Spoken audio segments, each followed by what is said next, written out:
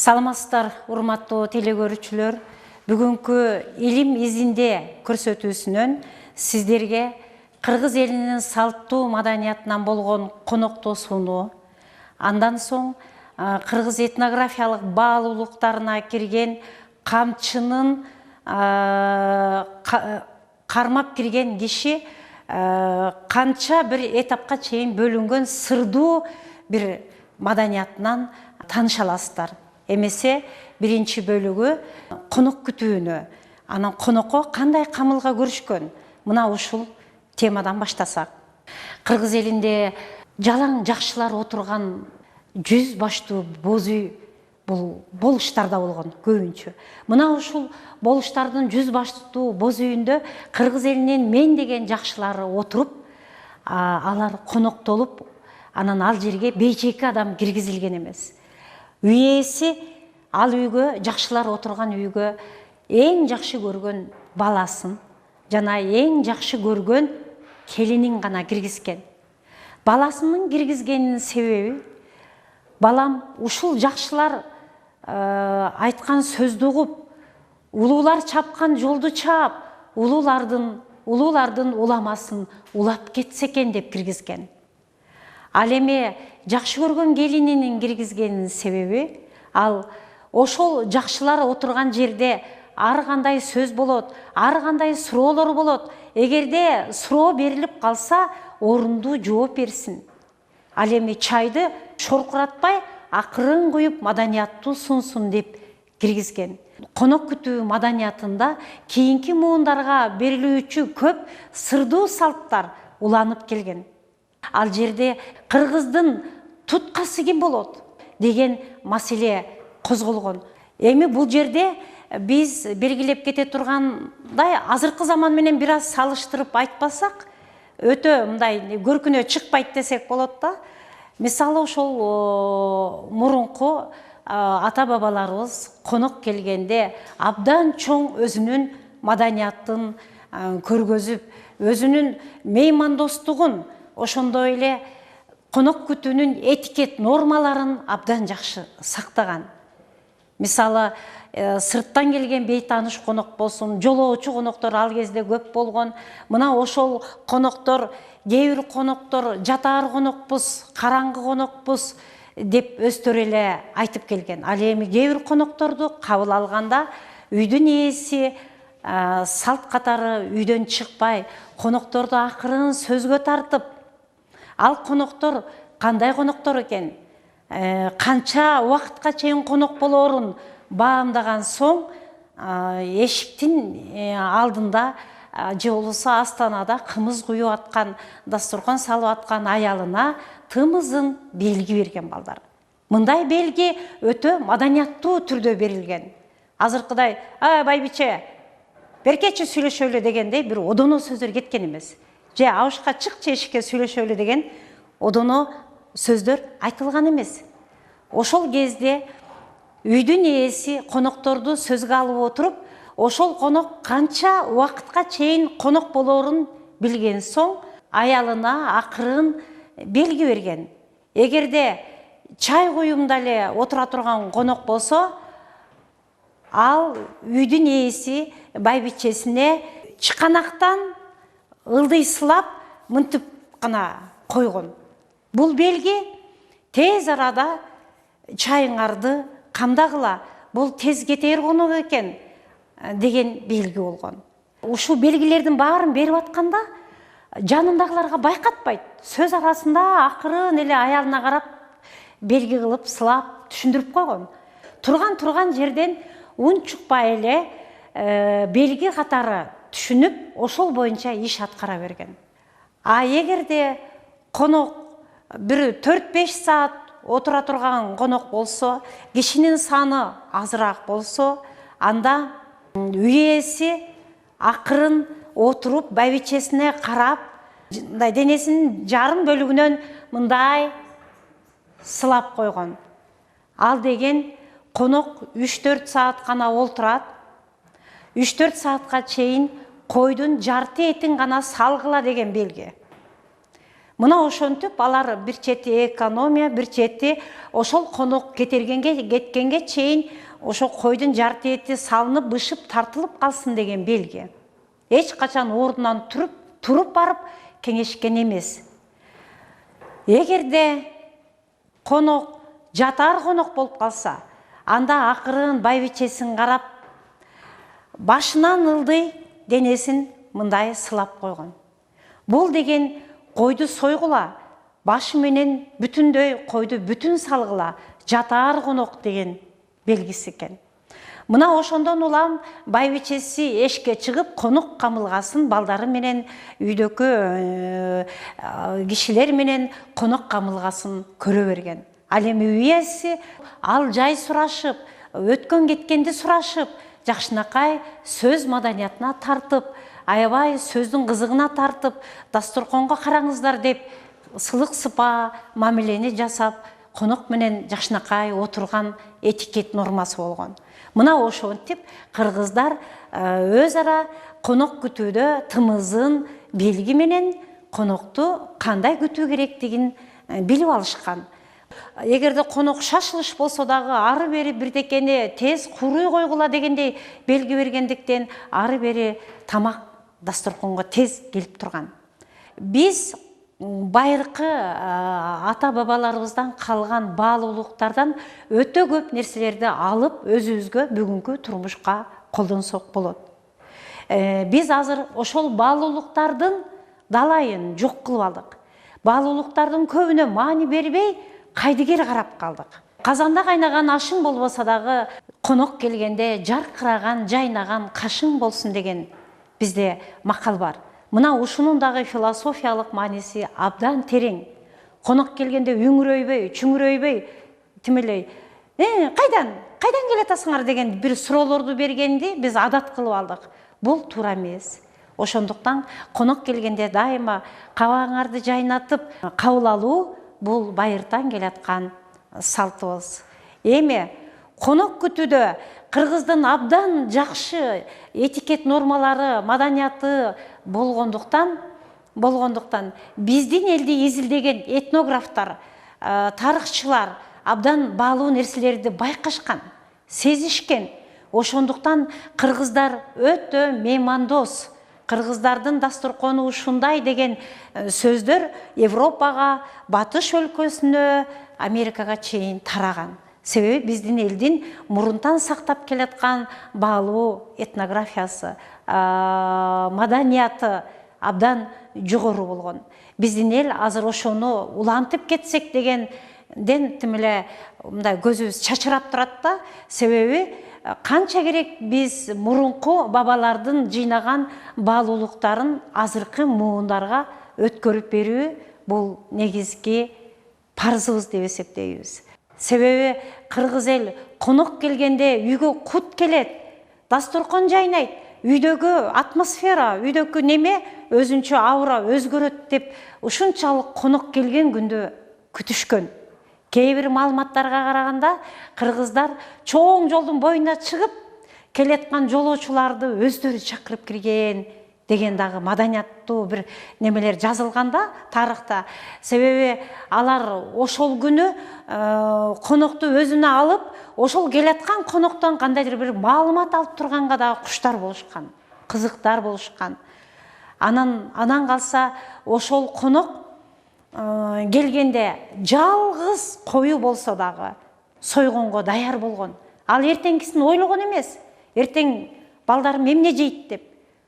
Конок ушунчалык алар үчүн аябай ыйык адам катары сезилген. Ошондуктан алар ойлонбостон туруп, акыркы кою калса дагы ошону союп, жаркырап коногун тосо билген. Мына ошондой маданиятыбызды биз жоготпошубуз керек. Ошондуктан биз кыргыздын коноктосуу салтындагы өз ара мамилелерди жана этикет нормаларды айтып коюуну туура көрдүк. Сиздерге биз конок күтүүнүн жана конок күткөндө кыргызда кандай этикет нормалар сакталган деген бөлүктү айтып өттүк. Эми мындан аркы бөлүгүндө биз кыргыздын канаты болгон ат жылкы жаныбарынын маданияты жана камчыны колдонууда кандай этикет нормалары сакталган, мына ушулар тууралуу айтып кетмекчибиз. Кыргыз эли ушунчалык ат жандуу болуп, ат менен бирге турмушу, социалдык турмушу абдан чиеленип чырмалышкан, ошондуктан атка байланыштуу жана эр токумга байланыштуу жана камчыга байланыштуу этнографиялык маданиятыбыз абдан көп биздин. Мына ошонун ичинен биз камчы тууралуу сөз кылабыз. Камчы өзү сабы көбүнчө долонодон болгон. Анан себеби долоно абдан бышык болот деген. Андан кийин өрүмдөрү адатта кайыштан болот. Өрүмдөрү да өзүнчө чоң этнографиялык маданиятка ээ. Себеби жумуру кылып, жылан, боор кылып, ар кандай сонун түрлөрүн өрүшкөн. Бул дагы бир жакшы устанын колунан чыккан болот. Эми Кыргызда дагы бир жакшынакай камчыга байланыштуу макал бар. Камчыга сап жигитиң барбы дегендей. Себеби балдар, камчынын сабы өтө чоң роль ойногон. Себеби камчыга сап болор жигит барбы деген ал элден сурулуп чыккан эр азаматың барбы деген менен барабар да. Мына ошондуктан аномастикалык илимде камчыбек деген аттар дагы абдан көп жайылган. Этнографиялык маданият катары ушул камчынын сыры канча этаптан турат. Биз ошого токтололу. Кыргыз элинде келген конок эгерде камчыны үйгө кирип баратканда камчыны эки бүктөп эр токумга кыстарып койсо, ал конок тынымга эле кирген болот.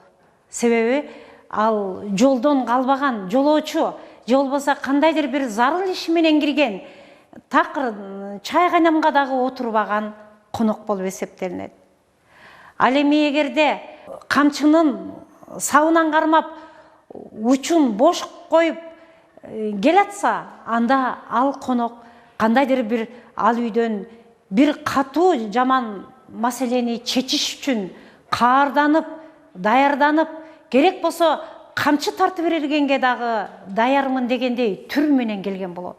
Аны келген киши эшиктен кирери менен камчыны сабы бош тургандан, камчыны сабынан кармап, өрүмү бош тургандан бул өтө каарданып, каарын араң тыйып келаткан конок экен деп, ошого жараша дипломатиялык мамиле жасоого аракет кылган. Ошого жараша одоно кетпей, аны ашыра кетпей, ашыра чаппай, маселени кылдаттык менен чечүүгө үй ээси аракет кылган. Эгерде камчыны мойнуна салып киргенде тизелей отуруп сөз баштаса, анда бул чоң айыбын мойнуна алып, кечирим сурап келген менен барабар. Себеби алар ошол коноктун келгенде эле жыгылыштуумун, айып менде деген белгинин катарында камчыны мойнуна илип чөгөлөп отурганы бул алдыңа келсе атаңдын кунун кеч деген менен барабар. Мына ошол макалдар ушундан улам чыккан болуш керек. Ошондуктан камчыны мойнуна салып келген кишиге эч убакта катуу кеткен эмес, катуу айткан эмес. Ал өзү жыгылыштуу болуп, өзүнүн күнөөсүн сезип, анан кечирим сурап келаткандан кийин үй ээси тегерегинде үй ээсиндеги олтурган коноктор анын жүйөсүн туура карап, маселени чечип, андан кийин ал кишиге тез арада кечирим берүүгө макул болушкан. Себеби ал өзүнүн күнөөсүн толук сезип келатканын эшиктен киргенде эле салам айтып, анан чөгөлөй калып, камчысын мойнуна салып киргендиктен кандай маселе болбосун кечиримдүү экендигин жана кечиримдүү чечиш керек экендигин кыргыздар жакшы билишкен. Келаткан конок камчынын сабын немесин, камчынын учун кошо кармап мынтип келаткан болсо, анда ал жаман кабар алып келаткандын белгиси болгон. өтө жаман кабар болгондугунун белгиси болгон. Аны жакшынакай кылып аттан түшүрүп, анан өзүн күткөн. Албетте келиңиздер деп тосуп алган, бирок эмне кабар экендигин алар мындай элейип күтүп, анан эмне сөз болор экен деп күтүп калышкан. Мына ошондо алар баягы камчынын немесин бүктөй кармап келген жолоочу албетте өзү айта келген, жеткире турган кабарды айтат. Мына ошондуктан алар камчыны жолоочу кандай мааниде, кандай этапта кармап келаткандыгын жана кандай маселе болуп аткандыгын жолоочунун келээр менен эле камчыдан улам сезип турушкан. Ошондой эле кыргыз элинин этнографиясына байланыштуу ат мингенде жосо атты кандай баалашкан деген дагы, жылкыны кандай баалашкан деген дагы мындай этнографиялык маданияты абдан кеңири өнүккөн. Ошондуктан атка байланыштуу макалдар абдан көп чыккан. Бул жерде биз сөздү, кыргыз тилинин сөзүндө тактап айтышыбыз керек. Эч убакта макал лакаптар деп кошуп айтпашыбыз керек. Атка байланыштуу макал лакаптар деп, макалдар деп гана айтышыбыз керек. Ал эми лакап болсо, ал сөзсүз кандайдыр бир деңгээлде бир шылдың иретинде же юмор иретинде айтылган кичинекей ирониялуу нерсени гана айтат. Ошондуктан биз жалпы тилинен айтканда, мисалы үчүн атка байланыштуу макалдар дегенибиз туура да. Ошондуктан биз азыр толуктоо иретинде айтып кетишибиз керек. Жигит деги эле атка минген эр адам атка мингенде эле ээрге кыйшак отурупсуң деген да сөз бар. Бул иши жүрбөй калган же бир ишти бүтүрө албаган эр жигиттерди сен атка мингенде эле кыйшак мингенсиң деп айткан. Атка минүүнүн да маданияты болгон жана атка мингенде жолоочу эч убакта токтоп же артына кайрылган эмес. Себеби мындай ырымда токтоп калса, ал андан ары иши жүрүшпөйт же иши болбой калат деген ырымды кармаган. Ошондуктан атка чап секирип минип, түз минип жана атты желе бастырып ылдам кеткен, бул шыр кеткен эр жигитке айтылуучу салттуу көрүнүш. Ал эми кыргыз элинде мындай адамдардын шар жүргөн жигиттин ар дайым жол ачык болот деп баа бергендиги мына ошондон болуп эсептелет. Ал эми атка мингенде эки жакты атты жай бастырып, эки жакты карай бергенде дагы атайын кыргыздын поэтикасында белгилеп айтып кеткен. Атка мингенде эки жакты элеңдеп карай бербегин, атты желдире тез бастырып үйрөнгүн, атты илең салаң бастырып эки жакты карасаң, сен бир келбээрсиңен эле мындай адам көрүнөсүн. Ошондуктан атты дайыма желдире басып тыкан жүргүн, багытыңды түз карагын, эки жакты көп карабагын, көйрөң атка коносуң деген биздин мындай атайын бабалардан калган адеп сыяктуу атайын табылгалар бар. Мына ушул сөздөрдүн баардыгы адептүүлүккө, адепке кирет деп белгилеп кетсек болот. Дайыма атта чапчаң жүрүү бул кыргыз элинин байыртан бери келаткан этнографиялык маданиятынын бир бөлүгү болуп эсептелинет. Ат өлгөн жерде жол бүтөт.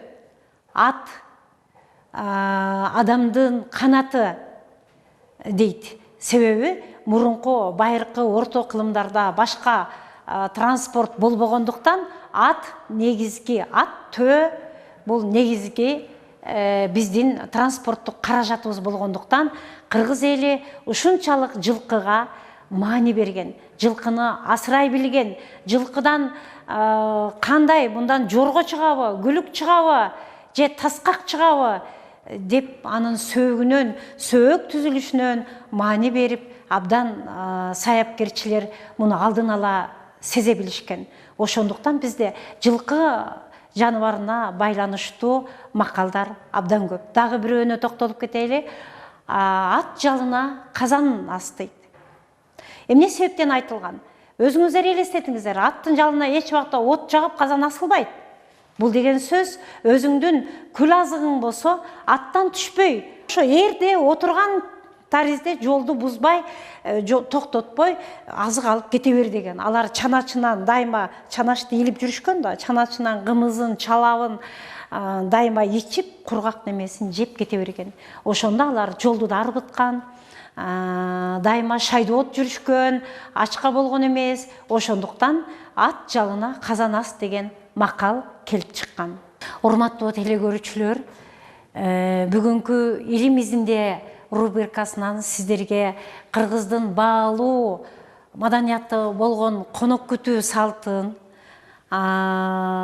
андан соң биз кыргыздын канаты болгон жылкы жаныбары жөнүндө макала каптар жана камчынын канча сырдуу маданияты болгон мына ушуларды чечмелөөгө аракет кылдык. Кийинки көрсөтүүдөн көрүшкөнчө саламатта болуңуздар.